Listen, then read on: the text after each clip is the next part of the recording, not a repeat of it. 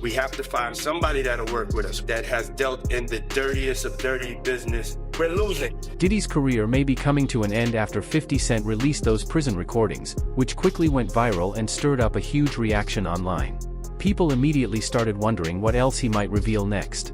When 50 Cent spoke about his upcoming Netflix documentary, Sean Combs, The Reckoning, he hinted that what's already been shared is just the start. According to him, there are still more recordings he plans to make public. Is there other stuff that you just have not shown? Yeah, well, everything couldn't make it was 4 episodes. Right. So it was a lot. You had to pick and choose things, like even in an area where he chooses to date people who he knows previously dated someone. He has a baby by a woman that was dating Tupac. Wow. To add to it, but we had to cut it down so for time. So are you coming out? I know next year is going to be a number 2. Season 2? I just put it on YouTube. I just put it on YouTube. 50 Cent has now suggested that more videos involving Diddy could soon be released, and this time, they might be posted on YouTube for anyone to watch. But that's not the only major development. One of the most serious claims to surface since his interview is that Diddy may have tried to pressure and sway a juror. Here's what's been reported. Recorded. Well, Diddy was recording because he thought he was about to beat the case. So he wanted to do a Netflix documentary. Didn't pay the guy, and then 50 got all 140 hours of footage of secret Diddy tactics. Well, there's a guy named Neil who was mentioned in the court, works right up under Diddy, was organizing everything.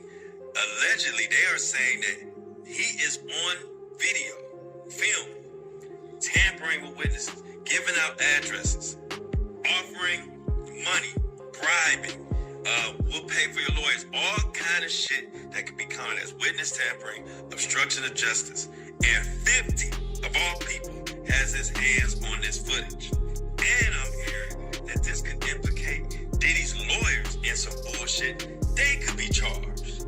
This shit is getting wild.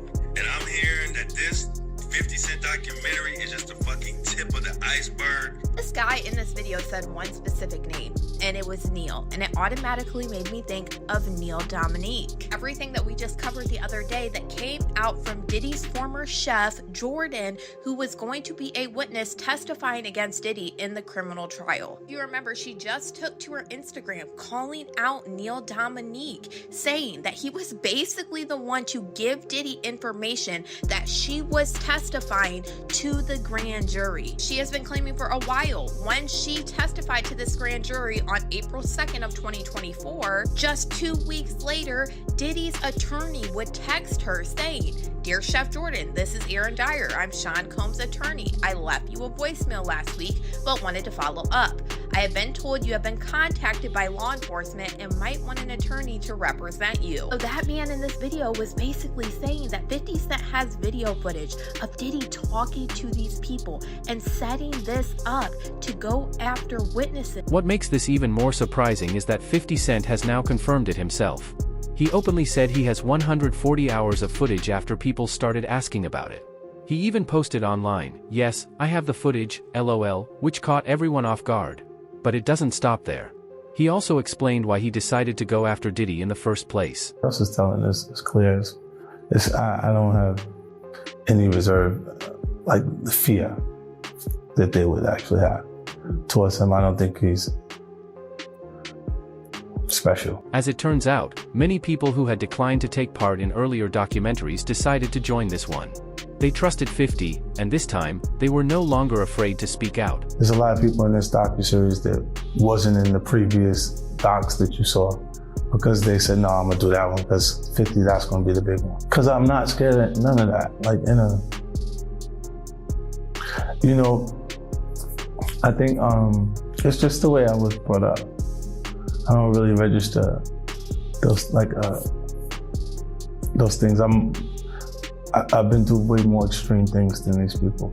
I look at the project, it's just another project to me, and they can look and create reasoning for it. It could be their personal take on why it's the way it is, but if they watch the docuseries itself, they'll understand it's been done tastefully and it is the best version of a docuseries that you'll see on this. Well, he is a big part of the culture. Like he's he made it to a respectable position within culture. Any smart person would pick their fights. and you say, I don't really get anything out of it, it's not my business anyway, so then why say something about it? Like, the docuseries is me putting together people who had different experiences and letting them tell their truth, right? And a lot of things come out that make clarity for you in a different way to it. But I only was comfortable saying stuff about him because I've been saying it for 20 years. I've said it since that day, I'm like, what? Nah. A major turning point for him came when he got hold of footage from Diddy's last days before his arrest and charges.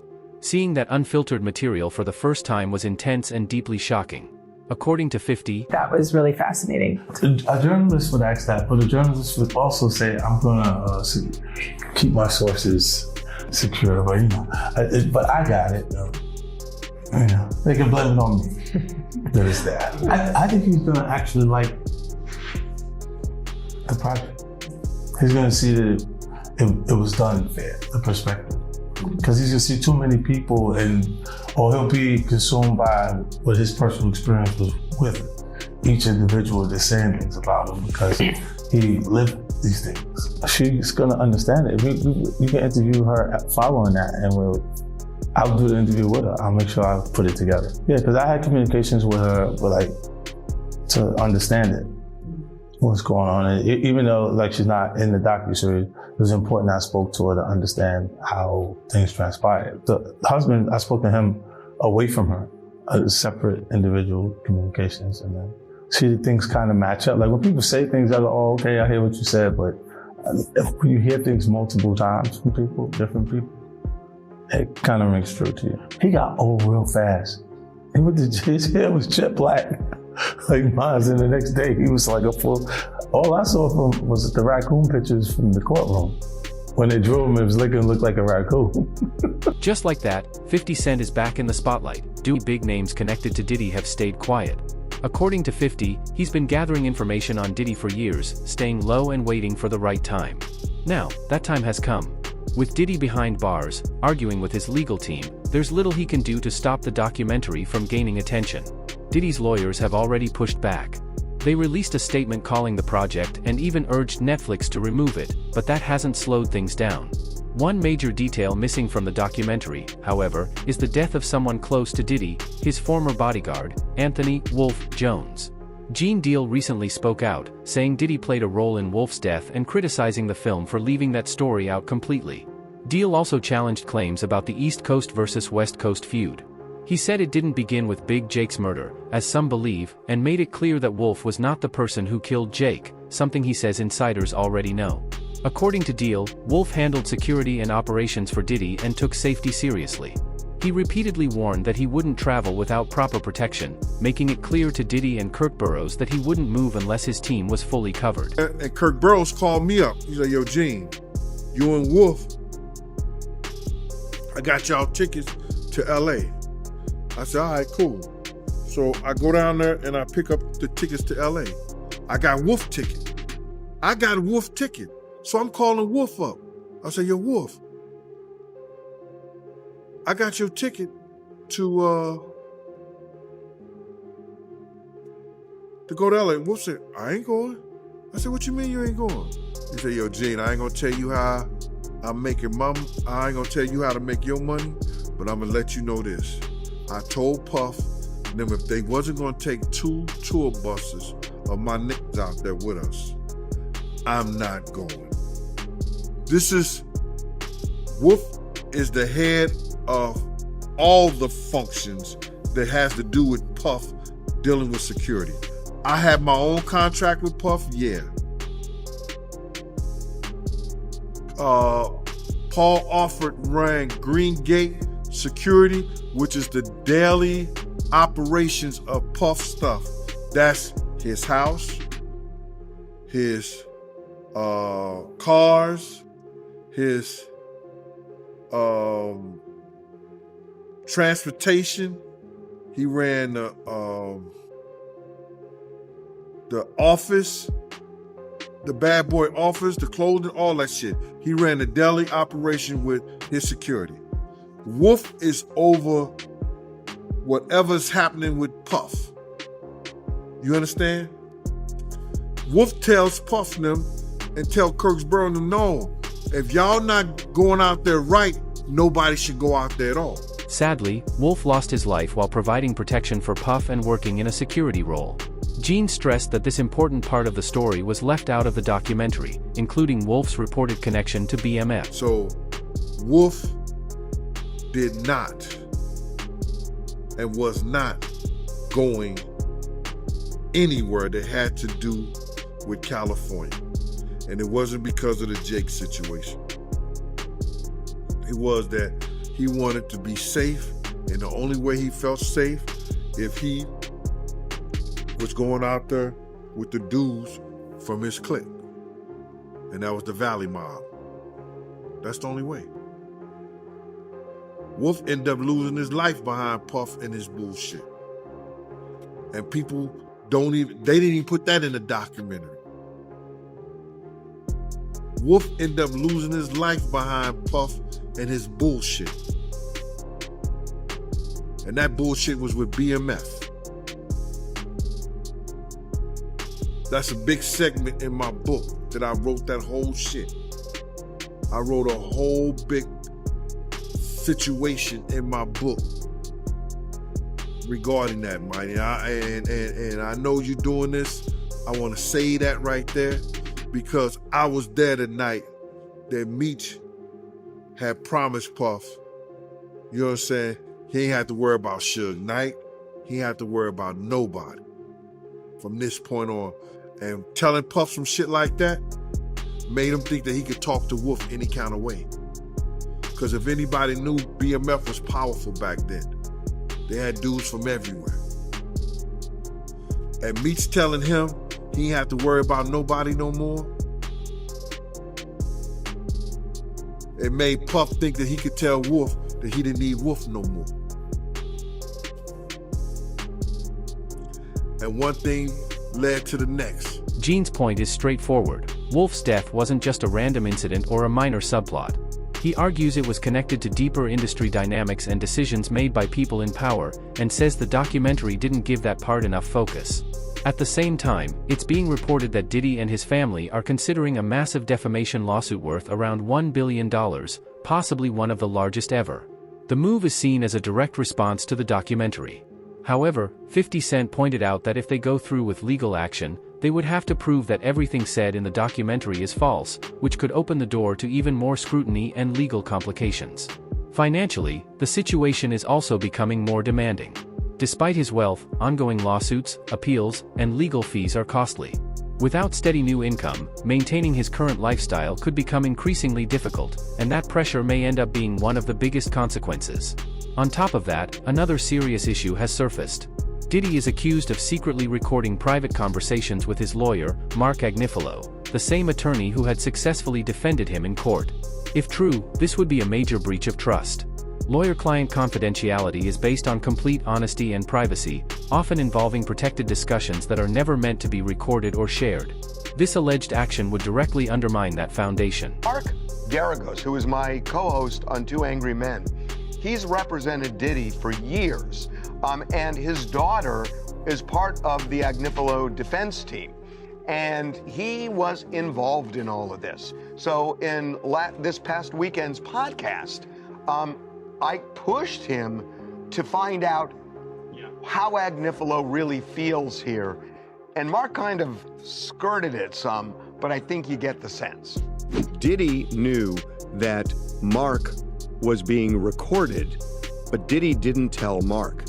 Does Mark feel betrayed by Diddy? I've not talked to Mark about it. What do you think? What do you think? I will tell you, I'll just tell you, if it was me, I would be more than a little upset. I was more than a little upset when the client didn't know and I was being recorded. I mean, there was a while there where I was meeting clients under bridges, freeway bridges, because I was PTSD over it. So I think, as a lawyer, it is one of the most inviolate oaths that you take to protect the client confidentiality and the client privilege. So I don't know, I haven't talked to Mark, but if I were Mark, I would be out of my head. Out of my head. It's incredible. Diddy did two things here. Number one, he betrayed Mark Agnifilo, who, to your point, did so much for him. Obviously, without Mark Agnifilo, may very well be spending the rest of his life in prison. The second thing that he did is, by having a third party that's privy to the conversation, the videographer in this case standing there, there's no privilege, right? Diddy waived that entire privilege. Right. Now, it didn't end up backfiring because it seems nobody knew about it until the end of trial, and what are you gonna do at this point? But it's such a callous act by Diddy to just sell out his lawyer like that. It's so selfish. Since Diddy made this major mistake, more serious claims and controversies have continued to surface around him. The documentary includes footage from that period showing him out on the street, stopping to take photos with people who approach him, mostly men. In one scene, he jokes about needing hand sanitizer and a shower after all the hugs, saying, "That's what I have to do. It's like 150 hugs. You feel me? We've got to be realistic about what's going on out here. It's time to cleanse." In another clip, he talks about hiring an editor to put together footage of Dawn Richard, a former member of Donity Kane and Diddy, Dirty Money. She has filed a civil lawsuit against him, alleging sexual assault, battery, harsh working conditions, and unfair pay. In the edited clips, she is shown speaking positively about her time working with him. It's also important to note that, despite those positive clips, she has made serious allegations in her legal case, which has added to the ongoing controversy and debate around the situation. Was officially on the stand for 20 minutes. She will continue on Monday, but before I tell you what she testified to, I do want to give you a warning that she does talk about violence and abuse. Started off with Dawn testifying that she was working with Diddy from 2004 until 2011. She opens up about an incident she witnessed in 2009 when she went to Diddy's home in order to record. He said her and Cassie were downstairs when they heard Diddy yelling and coming down saying, "Where the F are my eggs?" He said Diddy grabbed the skillet full of eggs and tried to hit Cassie on the head, and she went down in a fetal position. Was punching and kicking Cassie before he put his arm around her neck. Diddy then grabbed her by the hair and dragged her up the stairs, and she was in shock. She said she was so in shock she did not intervene, nor did she call the police. Next day, she said Diddy locked her and another person in the recording studio and threatened them. In her own words, he said what we saw was what lovers in passionate relationships do. He said Cassie was okay and it would be in our best interest if we didn't say anything. He claims that Diddy then said he was trying to get them to the top of the industry before threatening them by saying where he comes from, people go missing if they talk. Then after all of that, he got them flowers. Prosecutor then asked, "How did you understand that?" And she said, "Death." His attorney yelled objection, and then they had a sidebar. That's when attorneys from both sides will come up to the judge and whisper between one another and nobody else can hear. If she witnessed, and she's saying that she witnessed a gangbang, which actually we know it as called a train.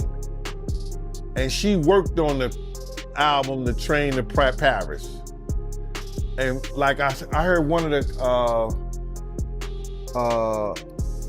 YouTube, it could be Tistel, say that we didn't know what the train to Paris meant. But now we know that the train of Paris was a train in Scotland, according to Dawn. It wasn't a train in Paris, it was a train in Scotland.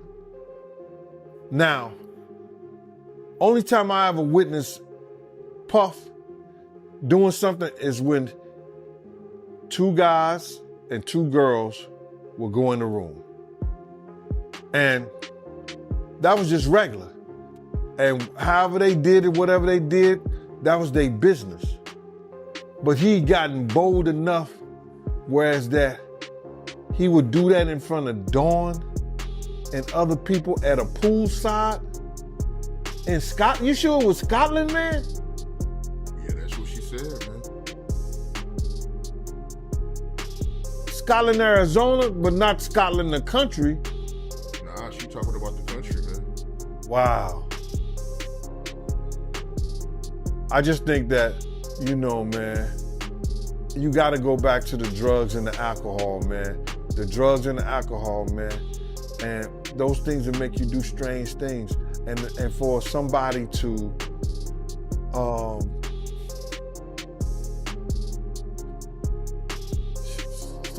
just gangbanging an assistant, she might have a lawsuit now too.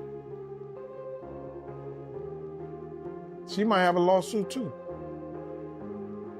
Because you can't do that to people that work for you, bro. The series also features audio from a 2008 proffer interview with Dwayne Keefe D. Davis, who is currently awaiting trial in connection with the 1996 killing of Tupac Shakur. A proffer is a legal agreement that allows a person to speak with law enforcement and share information without having those statements used directly against them in court, although it does not provide full immunity. In the documentary, Davis gives a detailed account in which he claims that Diddy was allegedly involved in arranging Tupac Shakur's murder for $1 million. Yeah, he even said that, like, in retrospect, that was probably the best thing that could have ever happened to Puffy. By Zip stealing the money, now Puffy isn't connected to that shit. Or else it would have been like a murder for hire or something, you know what I'm saying? The FBI said Zip. So the FBI told you they said the he same was thing. a dirty motherfucker, yeah. So the FBI told you that Zip kept that money as well. They said Zip's a dirty motherfucker. Everybody crossed you. You're the last one to know every fucking thing. Even lawyers, your friends, everybody can cross your ass. This is not proof that Diddy did it. An interview or proffer like this does not automatically mean someone is guilty. However, it can still be useful when investigators and viewers try to connect different pieces of information, especially when they are working with statements from the person who is accused of being the killer. What makes you say you lost your empire because of Puffy? Why you say that? I did. Shit. If I wouldn't have never met him, I would have never been involved in this bullshit. You know what I'm saying? If I would have never met the brother, I would have never been involved in this bullshit. Really. Because me and Suge was playing on the same Pop Warner team and everything. My homeboys helped put Suge in the game and all that shit, you know? And it really crashed two people's empire that fucking one night. I'm saying, mine's for sure. Suge's too. Yeah. Right. Yeah, man. So you feel like Puffy, he's the reason for your empire and Suge empire going down because of the whole situation with Tupac. Exactly. He the only one still balling. Shit. Yeah, he made our shit go down, man. Yeah, I ain't met him. He won't even look out or nothing, you know? So break that down, man, for the people out there that don't know the backstory. What did Puffy do exactly to break down y'all empires? Because he pitted us against each other, it seemed like he pitted us against each other. You know, which was kind of smart because we're Crips and Suge was Bloods. Like, you know what I'm saying? He just called me and Zip was rolling up Greenleaf one night. He called and asked, you think it's safe to come out here to do our concerts? And I just said, man, give me like 50 tickets to each concert and we'll be out there with you. We'll go with you. We went to the concert in San Diego, went to the concert in Anaheim, Irvine Meadows, and the one in Las Vegas with them. Yeah. And back then they was just a startup coming up. You know what I'm saying? They didn't really have no money like that. We were balling. We was the bosses. The doc also digs into Did's earlier life, his relationship with his mother, past romances, many marked by abuse, and insight into his mindset as he climbed the music industry ladder. This is a young man who grew up with street-funded privilege. After his father passed away, it's very clear that his mother kept on hustling and kept hanging around hustlers.